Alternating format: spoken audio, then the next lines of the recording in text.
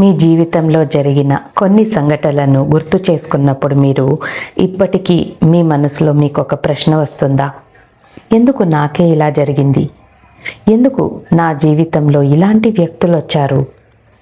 ఎందుకు నేను ఇంత బాధను అనుభవించాల్సి వచ్చింది అని మీకు మనసులో వస్తుందా? ఒక్క క్షణం.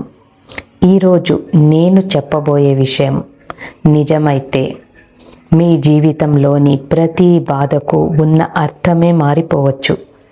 ఎందుకంటే మీ జీవితంలో జరిగిన చాలా సంఘటనలు మిమ్మల్ని శిక్షించడానికి రాలేదు. అవి మీ జీవిత లక్ష్యం వైపు మిమ్మల్ని నడిపించడానికి వచ్చుండొచ్చు.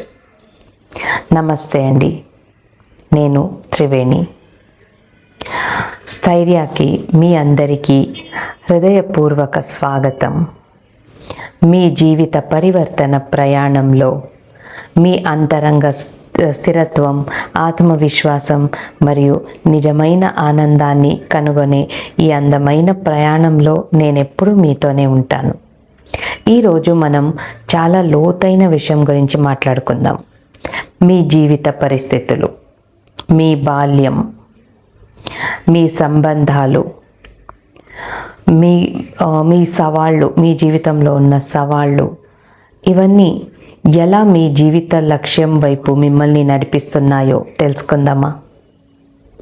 మన గత వీడియోలో మీ జీవిత సమస్యల మూలం మీ బాల్యంలో ఉందా అనే విషయం గురించి మాట్లాడుకున్నాం కదా. అక్కడ మన బాల్యంలో అయిన గాయాలు ఈరోజు జీవితాన్ని ఎలా ప్రభావితం చేస్తున్నాయో చూసాం. కానీ ఈరోజు నేను మీకు ఇంకో దృక్కోణం ఇవ్వాలనుకుంటున్నాను. ఆ గాయాలు కేవలం సమస్యలు కావు, అవి సంకేతాలు, అవి సూచనలు. ఈ జీవితంలో మీ ఆత్మ నేర్చుకోవాల్సిన పాఠాల వైపు చూపించే దారిలు. నేను మీకు ఒక ఎక్సర్సైజ్ చెప్తాను, చేయండి తప్పకుండా. ఈ వీడియో చూసిన తర్వాత ఒక పెన్ను పేపరు తీసుకోండి.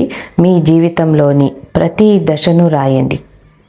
మీ బాల్యం ఎలా ఉండేది, మీ స్కూల్ డేస్ ఎలా ఉండేది, మీ కాలేజ్ డేస్ ఎలా ఉండేది, మా పెళ్ళి ఎలా జరిగింది, పెళ్ళైన తర్వాత మీ లైఫ్ ఎలా ఉంది, మీ కెరియర్ ఎలా ఉంది, ప్రస్తుతం మీ లైఫ్ ఎలా ఉంది అని.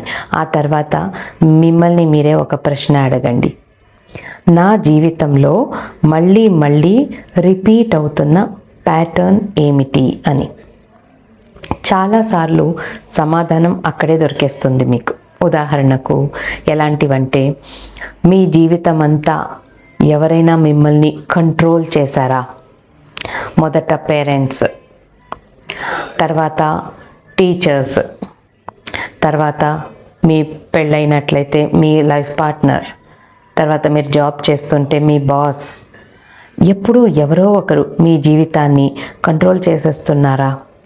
అయితే బహుశా మీ ఆత్మ నేర్చుకోవాల్సిన పాఠం ఫ్రీడమ్ కావచ్చు, బౌండరీస్ కావచ్చు. మీ చుట్టూ ఎలాంటి బౌండరీస్ వేసుకోవాలి మీరు అని స్వంత నిర్ణయాలు తీసుకోవడం కావచ్చు, మీ స్వరాన్ని కనుక్కోవడం కావచ్చు, లేదా మీ జీవితంలో ఎప్పుడు రిజెక్షన్ అనుభవించారా? మీరు ఫ్రెండ్స్ రిజెక్ట్ చేశారా? రిలేషన్షిప్ ఫెయిల్ అయిపోతుందా? ఫ్యామిలీ మిమ్మల్ని అర్థం చేసుకోవడం లేదా? ఎక్కడ చూసినా అక్సెప్టెన్స్ దొరకడం లేదా? అయితే బహుశా మీ ఆత్మ సెల్ఫ్ వర్త్ నేర్చుకోవాలని వచ్చింది. ఎవరైనా మిమ్మల్ని ప్రేమించాలని ఎదురు చూడడం కంటే ముందుగా మిమ్మల్ని మీరు ప్రేమించడం నేర్చుకోవడానికి మీ ఆత్మ వచ్చింది. కొంతమంది అంటారు, నన్నెవరూ చూడలేదు, నా ఫీలింగ్స్ని ఎవ్వరూ అర్థం చేసుకోవడం లేదు అని, నన్ను ఎప్పుడు పట్టించుకోరు అంటారు. ఒకసారి ఆలోచించండి. బహుశా జీవితం మీకు చెప్తూ ఉండొచ్చు, నీ స్వరం చాలా విలువైనది, నువ్వు మాట్లాడడం నేర్చుకోవాలి, నీ నిజాన్ని వ్యక్తపరచాలి, మరి కొందరు డిటాచ్డ్గా ఫీల్ అవుతుంటారు. అందరి మధ్య ఉన్న ఒంటరితనం వాళ్ళని చాలా బాధిస్తుంటుంది. అన్నీ ఉన్నా ఖాళీగా అనిపిస్తుంటుంది. వారి జీవిత లక్ష్యం స్పిరిచువల్ అవేకనింగ్ కావచ్చు, వారి పర్పస్ ఇన్నర్ కనెక్షన్ కావచ్చు. సో ఇప్పుడు నేను నా స్టూడెంట్ ఒకరి గురించి మీకు వాళ్ళ కథని చెప్తాను. పేరు చెప్పను, కానీ ఈ కథ మీ జీవితాన్ని తప్పకుండా మార్చొచ్చు. ఒక ఆవిడ నా దగ్గరకు వచ్చారు. ఆమె జీవితాన్ని విన్న వెంటనే ఒక ప్యాటర్న్ స్పష్టంగా కనిపించింది నాకు. ఆమె చైల్డ్హుడ్లో, బాల్యంలో ఆమె తల్లి ఆమె జీవితంలోని ప్రతి నిర్ణయాన్ని తీసుకునేది. ఏం చదవాలి, ఏం వేసుకోవాలి, ఏం తినాలి, ఎవరితో మాట్లాడాలి, ఏ డెసిషన్ తీసుకోవాలి అని అన్నీ ఆమె తల్లే నిర్ణయించేది. ఆమెకు తన స్వంత ఎంపిక అనే అవకాశం దాదాపు ఉండేదే కాదు. తన స్వరం అస్సలు ఎక్కడా ఉండేదే కాదు. తన జీవితం మీద తనకే హక్కు లేనట్టు అనిపించేది. తర్వాత ఆమెకు పెద్ద అయిన తర్వాత పెళ్ళయింది. కానీ ఆశ్చర్యకరమైన విషయం ఏంటి అంటే, పెళ్ళైన తర్వాత ఆమెకు వచ్చిన లైఫ్ పార్ట్నర్ కూడా అదే విధంగా డామినేటింగ్ వ్యక్తి. మళ్ళీ కంట్రోల్, మళ్ళీ డామినేషన్, మళ్ళీ సప్రెషన్. అన్ని ఫీలింగ్స్ని సప్రెస్ చేసి పెట్టుకుంది. ఆమెకు ఏం కావాలో అనేది ఎవరికీ ముఖ్యంగా ఉండేది కాదు. సంవత్సరాలు గడిచాయి.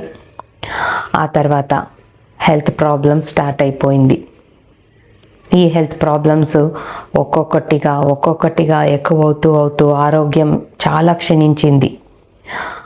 ఇంటి బయట వెళ్ళి పని చేయడం కూడా కష్టమైపోయింది ఆమెకు జీవితం ముగిసిపోయింది అనిపించింది. ఒకరోజు ఆమె యూట్యూబ్లో నా ఒక వీడియో చూసింది. అక్కడ చూసిన తర్వాత హీలింగ్ సెషన్స్కి వచ్చింది. మొదట ఆమె తన జీవితాన్ని ఒక శాపంగా చూసేది. కానీ హీలింగ్ ప్రాసెస్లో నెమ్మదిగా ఒక సత్యం ఆమెకు అర్థమైంది. జీవితం అంతా కంట్రోల్ అనుభవించినందువల్ల ఫ్రీడమ్ విలువ ఆమెకు బాగా తెలుసు. ఇప్పుడు జీవితం అంతా సప్రెషన్ అనుభవించినందువల్ల ఆమెకు ఇతరుల బాధను లోతుగా అర్థం చేసుకోగలిగే ఒక పవర్ ఉంది. ఇప్పుడు జీవితం అంతా తన స్వరాన్ని కోల్పోయినందువల్ల ఇతరులకు వారి స్వరాన్ని కనుగొనడంలో సహాయం చేయగలిగింది. ఆమె హోపోనోపోనో నేర్చుకుంది, హీలింగ్ టెక్నిక్స్ నేర్చుకుంది, ఇన్నర్ చైల్డ్ వర్క్ నేర్చుకుంది. తన బాధను అంతా నేర్చుకొని విడుదల చేసుకుంది. తర్వాత హీలర్ సర్టిఫికేషన్ ప్రోగ్రామ్ అయిన తర్వాత సర్టిఫికేషన్ అంతా వచ్చిన తర్వాత ఈరోజు ఆమె ఎలా ఉంది అంటే, ఆమె నేను శిక్షణ ఇచ్చిన అత్యంత విజయవంతమైన హీలర్స్లో ఒకరు. చాలామందికి జీవితాల్లో వెలుగును నింపుతోంది. ఒకప్పుడు తన జీవితాన్నే మార్చుకోలేనని భావించిన ఆమె ఈరోజు ఎంతోమంది జీవితాలను మార్చేస్తోంది. ఈ కథలో ఉన్న గొప్ప పాఠం ఏమిటో తెలుసా? మీ గాయం అది వీక్నెస్ కాదు. చాలాసార్లు మీలో ఉన్న గాయాలు ఆ గాయాల లోపల మీ ఒక కారణం దాగి ఉంటుంది, లైఫ్ పర్పస్.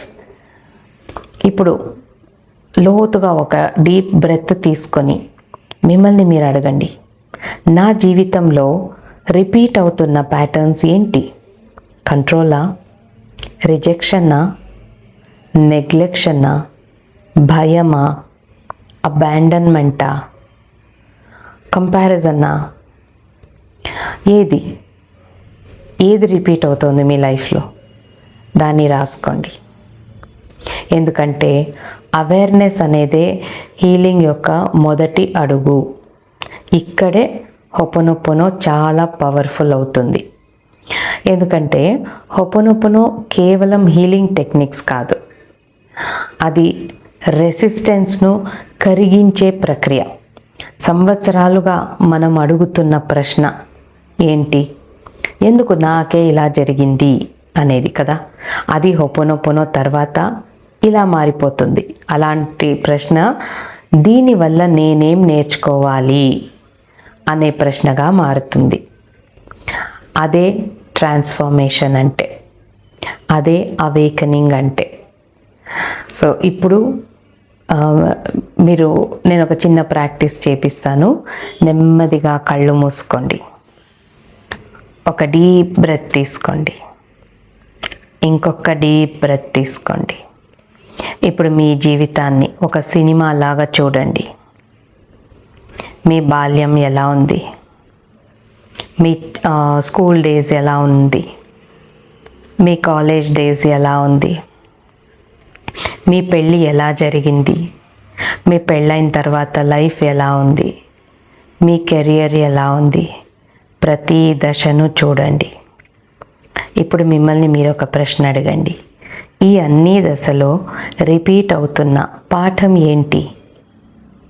సమాధానాన్ని వెతకండి, అది రావడానికి అవకాశం ఇవ్వండి.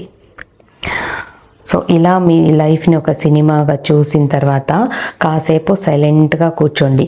మీ మైండ్లో ఆన్సర్స్ రావడం మొదలు పెడుతుంది. తర్వాత నెమ్మదిగా కళ్ళు తెరవండి. సో ఈరోజు చాలామందికి సమాధానం దొరుకుతుంది అని అనిపిస్తుంది, మీ లైఫ్ యొక్క కారణం ఏంటి అని.